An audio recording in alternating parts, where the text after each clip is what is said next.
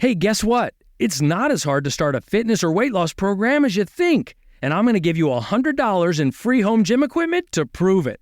I'm Carl, the co-founder of Body. That's Body with an I, the health and fitness app with thousands of 5-star reviews because our people get results. And I guarantee you'll lose 5 to 10 pounds in your first month or you don't pay. Just sign up for a Body annual membership during our New Year's Kickstart event in the next 10 minutes, and I'll send you $100 worth of home fitness gear to help you succeed with classics like P90X, PiYo, and 21 Day Fix. In fact, we have over 120 workout programs for every level of fitness, even one for beginners only. Listen, if you don't succeed, you get your money back. But keep the $100 in equipment as my gift just for trying. You've got 10 minutes, so go to body.com to sign up now. Again, that's bodywithani.com. Tertulia Jurídica, episodio 138.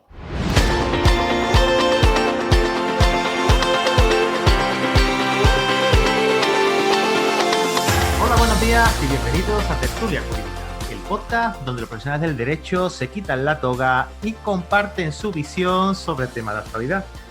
Muy buenos días, Miguel, Enrique, Cristina, ¿qué tal? Buenas.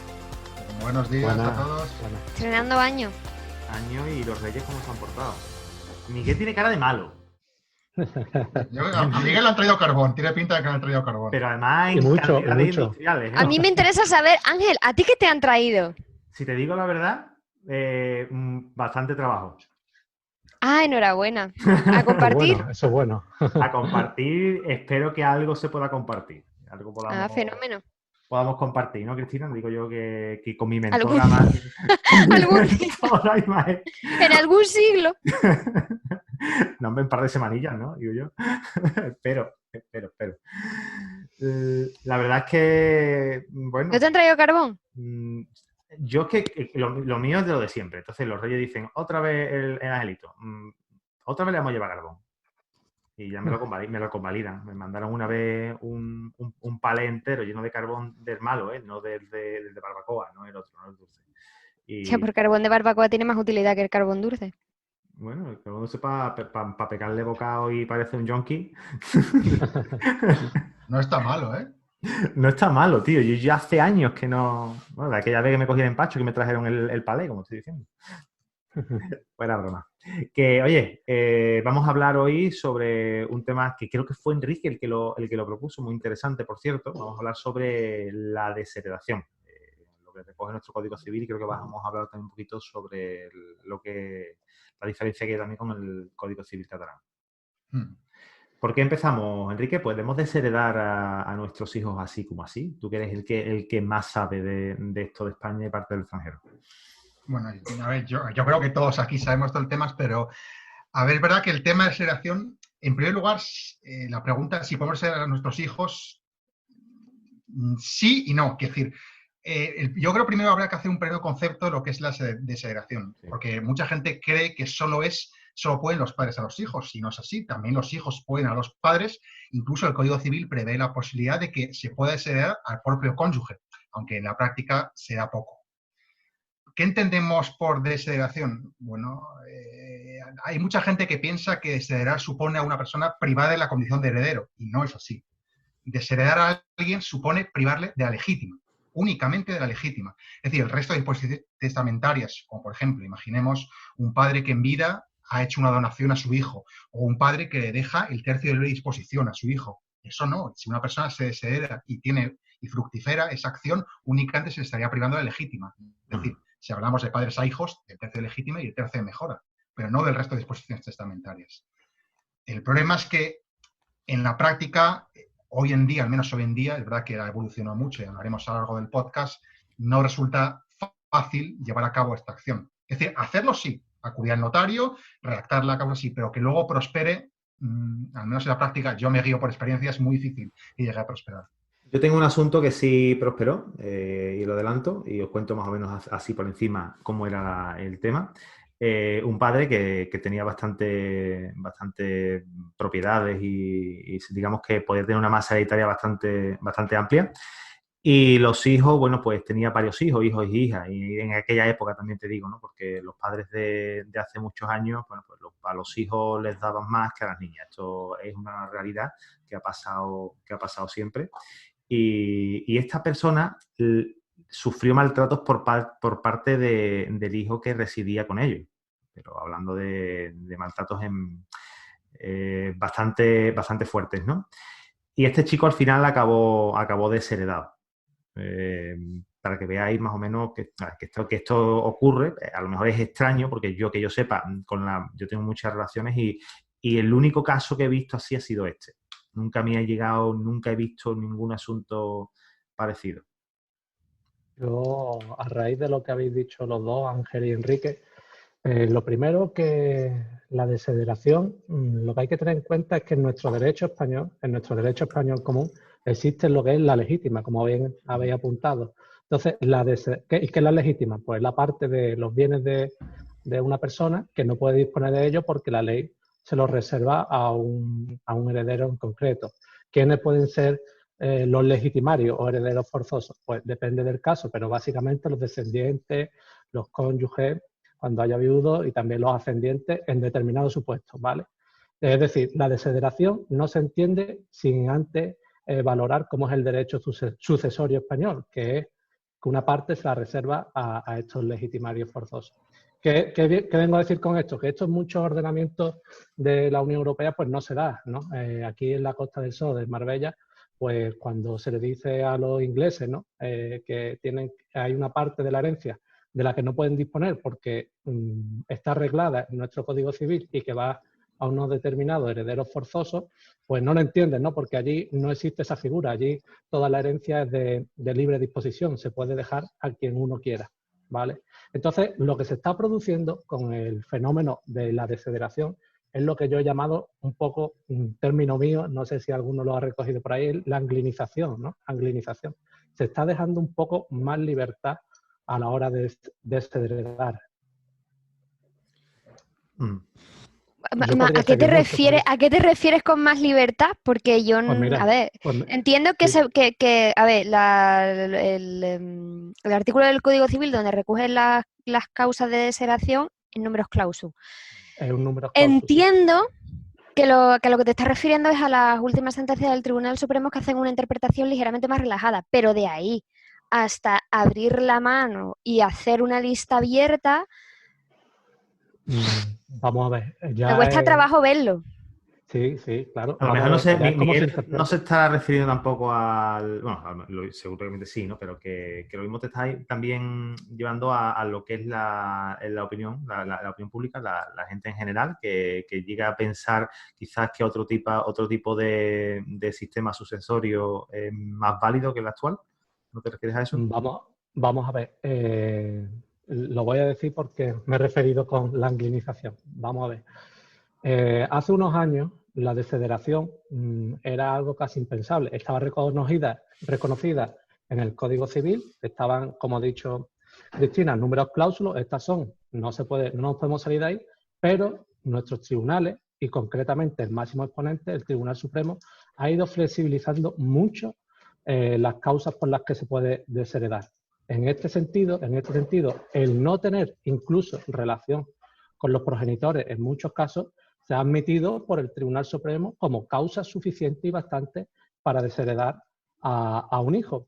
Es decir, no es que sea completamente abierto como otros sistemas, porque el Código Civil está ahí y eso es insoslayable, pero sí que es verdad que en lo que respecta a la interpretación que de la ley se hace, y concretamente el Tribunal Supremo, se ha flexibilizado mucho.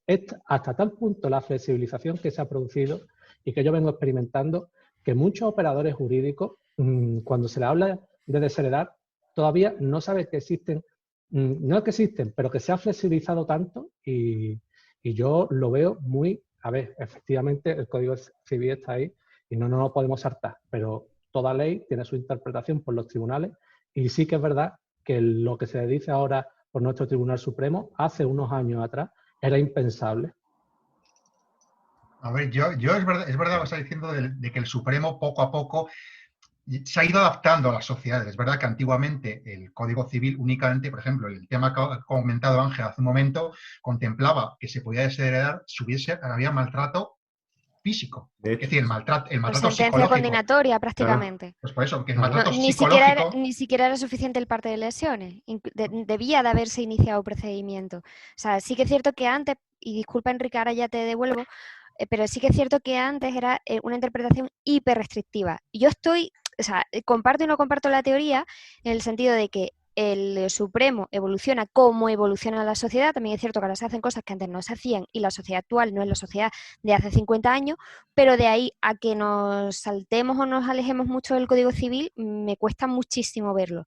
Y ya devuelvo a Enrique, que le he cortado aquí y le he recogido fatal. Disculpa. Y además me acabas de dar pie perfectamente a esto, que es justamente la que hemos comentado hace un momento, de la sentencia del Tribunal Supremo. Es verdad que, al menos a mí personalmente, una de las razones cuando viene un cliente que quiere desheredar a su hijo, que suele ser el 90% de los casos, siempre dice la misma razón. Es que llevo años sin verme con él. ¿Es razón suficiente para desheredar? Es verdad que si leemos al pie de la letra del Código Civil, no es razón suficiente para desheredar. Es verdad que el Código Civil catalán sí lo contempla. El Código Civil catalán sí contempla que si hay poca relación, no hay relación entre el causante y el desheredado, sí puede dar pie a desheredar siempre y cuando la razón sea de la persona que se pretende desheredar.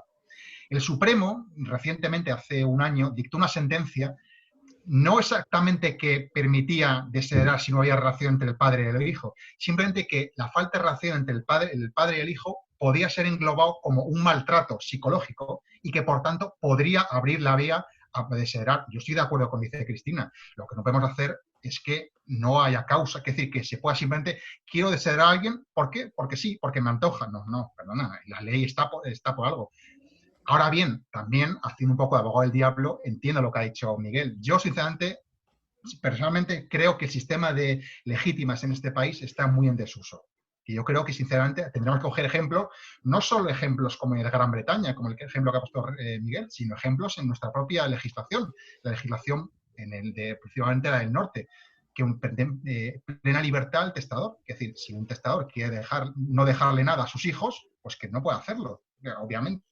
Hacer un intermedio. Es decir, es verdad que afortunadamente el Supremo se está abriendo, se está adaptando más a las sociedades, respetando siempre la ley, eso ante todo.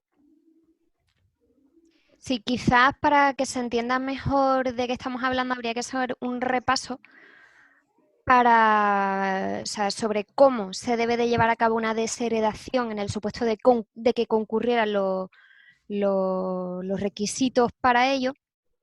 Y creo que por un lado están las causas de desheredación que están en el Código Civil y son limitadas, y por otro lado también hay que tener en cuenta el cómo se debe de proceder a hacer esa desheredación en el supuesto de que concurran los requisitos. ¿Quieres que resumamos, Cristina, los puntos y luego pasemos al proceso?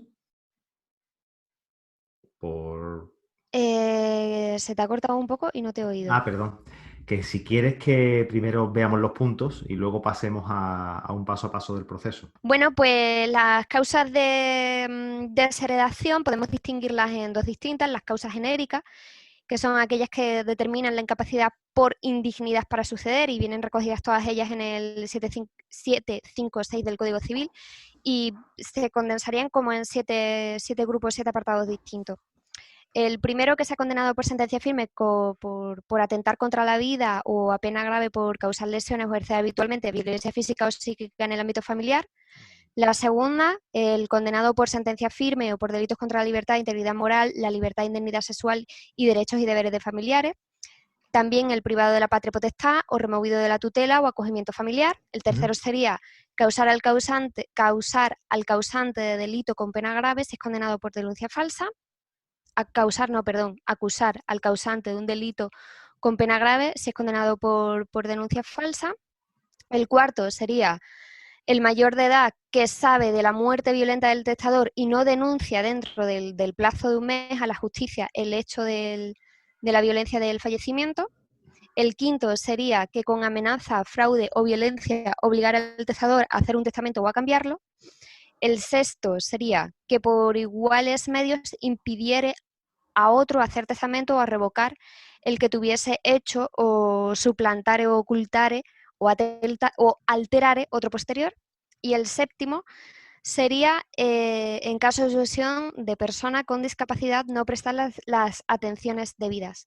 Estas son las causas genéricas que están en el 756 del Código Civil y por otro lado estarían las causas específicas, que son todas aquellas dirigidas a los legitimarios, hijos y descendientes en el 853, padres y ascendientes en el 854 y cónyuges estarían en el 855. Y dentro de estas causas estarían la de la negación a los alimentos sin motivo, o la de pérdida de la patria potestad, que creo que ya le he dicho antes, atentar contra la vida, maltrato de obra e injuria de palabra, maltrato psicológico, y esas serían, pero ya te digo, volviendo un poco, hilando con el debate que habíamos mantenido antes, tradicionalmente estas causas se han interpretado de forma restrictiva, con lo cual no cualquier maltrato era causa de desheredación. Por lo general se exigía, para que tuviese cabida la desheredación, la sentencia firme. Quizás ahora pudiera interpretarse que tiene un poco más de cabida, pero siempre que queden dentro de estos márgenes.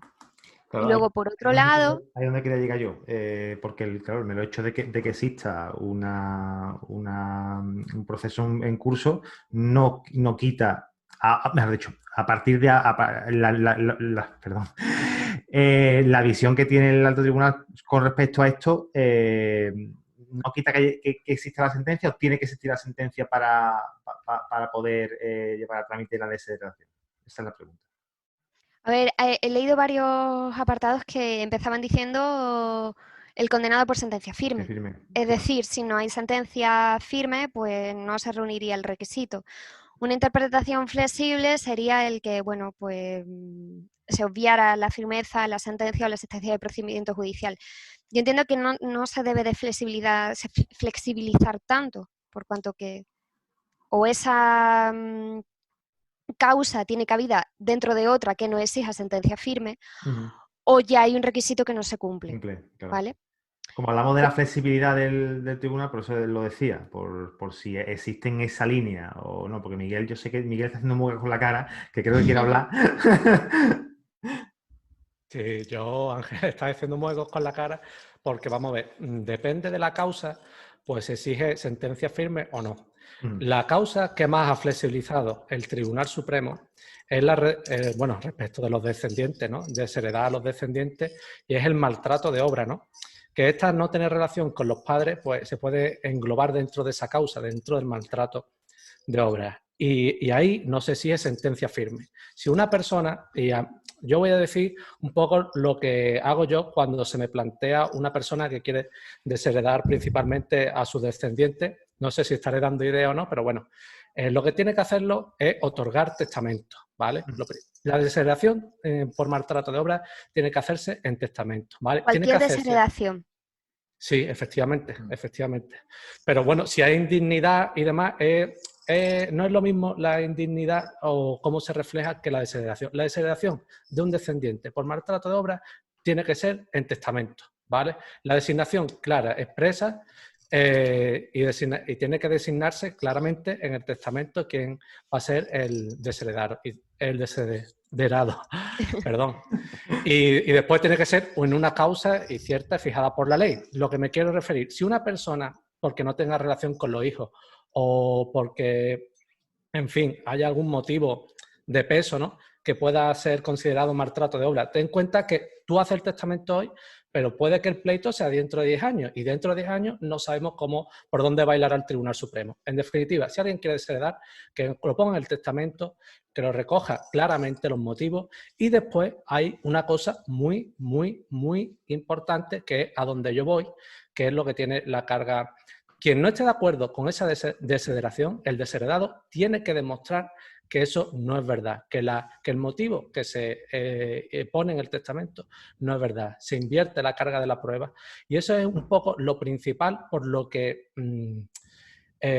yo recomendaría a las personas que verdaderamente quieran desheredar que tengan motivo para ello, que lo hagan, porque primero estamos tendiendo a una flexibilización.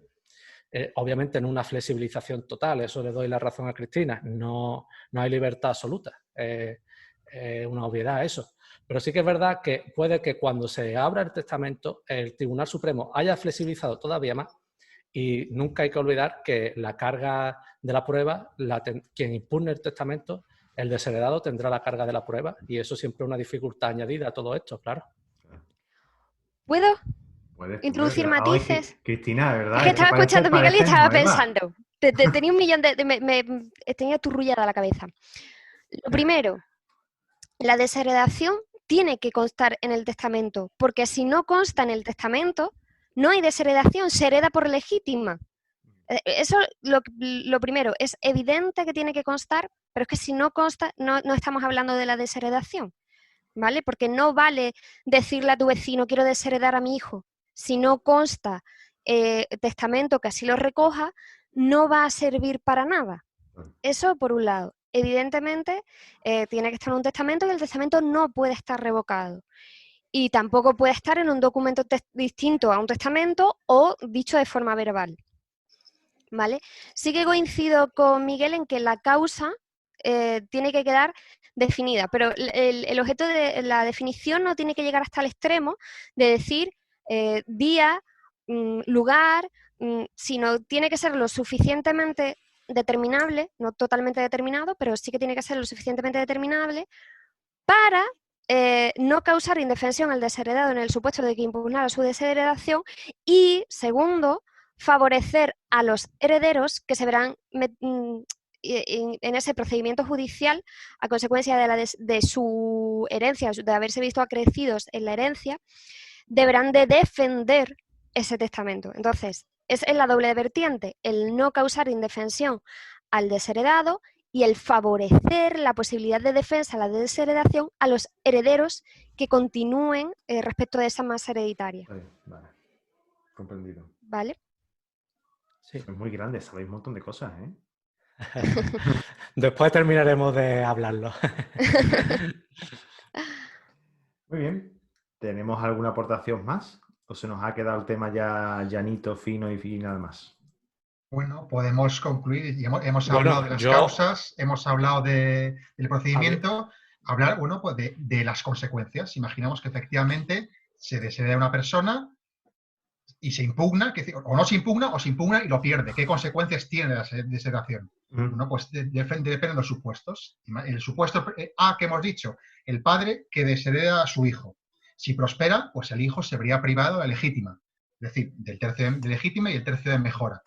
El tercio de disposición, si la deja algo, lo tendría. ¿Que hay más hijos? El tercio de mejora, pues el hijo que no haya sido desheredado adquirirá al 100% del tercio de mejora. ¿Que lo que se ha desheredado son a los padres? Lo mismo, es decir, lo que se le privaría en este caso sería la mitad, que corresponde al tercio de legítima. En caso que se haya desheredado a la mujer o al marido, lo que hemos dicho es que este supuesto es tan raro que se dé, porque si lo que quieres es desheredar a tu mujer o a tu esposo, te divorcias. No tiene ningún sentido. Obviamente no quiero privar de legítima a mi cónyuge, que no me quiero divorciar. Es una situación, digamos, un poco rocambolesca, por eso yo creo que es mejor no entrar. O sea, que el principal procedimiento sería ese, que se le privaría de la legítima. Pero recordemos, no del resto de disposiciones. Es decir, si al hijo se le ha hecho en vida una donación, salvo que la causa de desheredación sea la misma de ingratitud o que dé lugar a la revocación de la donación sería perfectamente válida. Eso es muy importante. No se puede impugnar. No se puede impugnar, reiteramos, salvo que la causa de desheredación también esté incluida entre las causas que den lugar a la revocación de la donación. Vale, ok. Yo, una de las cosas que también quiero añadir es qué pasa cuando el desheredado pues impugna esa herencia y finalmente pues gana, ¿vale? Ahí solamente se tendría derecho a lo que le correspondiera por legítima. Por eso decía que es una institución muy ligada a la legítima. Es decir, muchas personas dicen, a mí me han llegado y me han consultado, Miguel, si finalmente mi hermano, tal y cual, o mi hermana impugna la herencia y se demuestra que no había causa para desheredar, ¿con eso se impugnaría toda la herencia? No. Lo que haría es que una parte, lo que le correspondiera por legítima, pues se le va a dar. Pero no se impugna todo el testamento, ¿vale? Eso es una cosa muy importante, que es lo que añadía yo anteriormente. Mira, si tú quieres desheredar a alguien, pues inténtalo. Que finalmente no había motivo o el juez de turno entiende que no hay motivo, pues siempre se le va a quedar la legítima. El resto del testamento va a seguir incólume. Perfecto.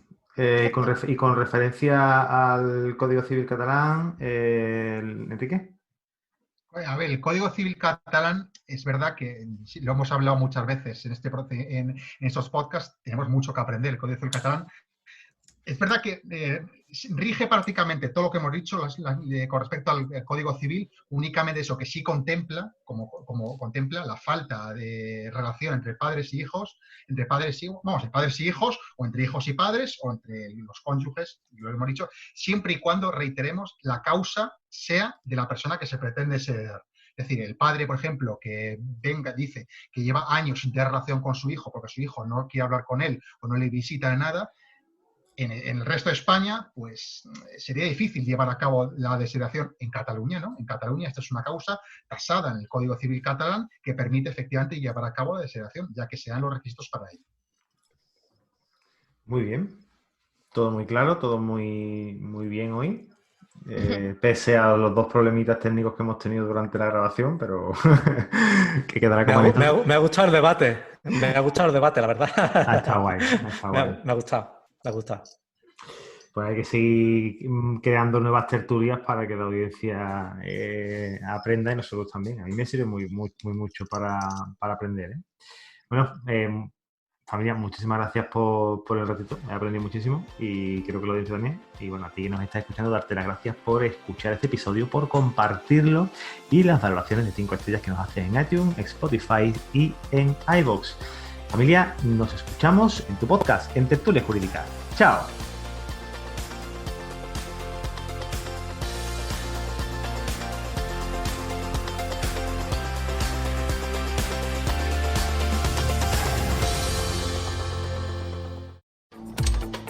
Para que no termines bailando solo en tus proyectos del hogar, con la app de The Home Depot te tenemos cubierto. Con búsqueda por imagen, encuentra rapidísimo lo que necesitas y el lugar donde se encuentra con Store Mode. O pide que te lo entreguen gratis. Así, tus proyectos no pierden el ritmo. Descarga la app de The Home Depot y dalo por hecho.